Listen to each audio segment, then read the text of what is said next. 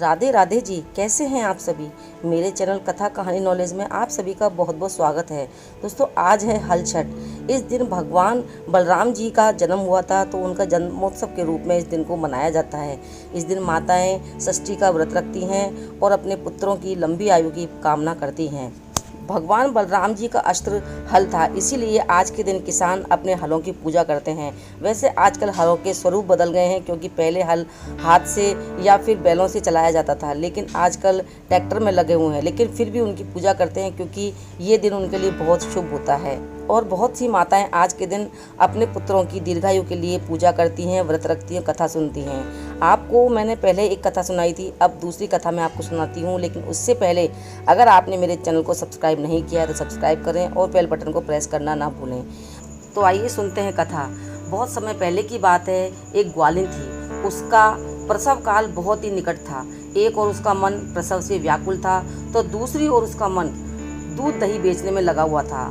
उसने सोचा, अगर प्रसव हो गया तो गौरस यानी दूध दही यूं ही पड़ा रह जाएगा। इसलिए वो दूध दही बेचने के लिए अपना घड़ा सिर पर रखकर बेचने के लिए चल दी। लेकिन थोड़ी दूर पहुंचने पर उसे बहुत ही असहनीय प्रसव पीड़ा हुई। एक झरबेरी की ओट में वो चली गई और वहां उसने एक बच्चे को जन्म दिया। वह बच्चे को वहीं छोड़कर पास के गांव में दूध दही बेचने चली गई। लेकिन संयोग से उसी दिन हल षष्ठी थी।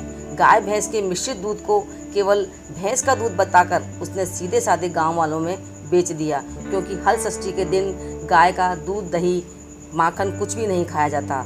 लेकिन सही उसी समय जिस झरबेरी के नीचे उसने अपने बच्चे को छोड़ा था, उसके पास ही खेत में एक किसान हल जोत रहा था। अचानक ही उसके बैल भड़क गए और हल का फल शरीर में घुस गया उस बालक के, और वो बालक मर गया। इस घटना से किसान बहुत ही दुखी हुआ। फिर भी उसने हिम्मत और धैर्य से काम लिया। उसने झरबेरी के कांटों से ही बच्चे के चिरे हुए पेट में टाँके लगाए और उसे वहीं छोड़कर चला गया।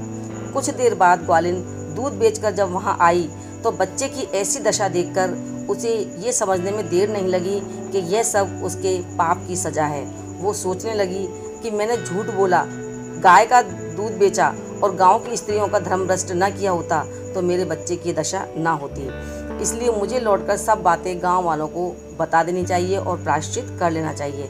ऐसा निश्चय करके वह उसी गांव में पहुंची जहां उसने दूध दही बेचा था।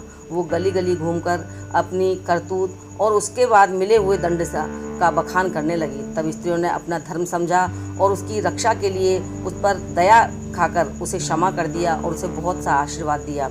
बहुत सी स्त्रियों के आशीर्वाद लेकर वह जब पुनः झरबेरी के पेड़ के नीचे पहुंची, तो यह देखकर आश्चर्यचकित रह गई कि उसका वह पुत्र जीवित अवस्था में पड़ा है।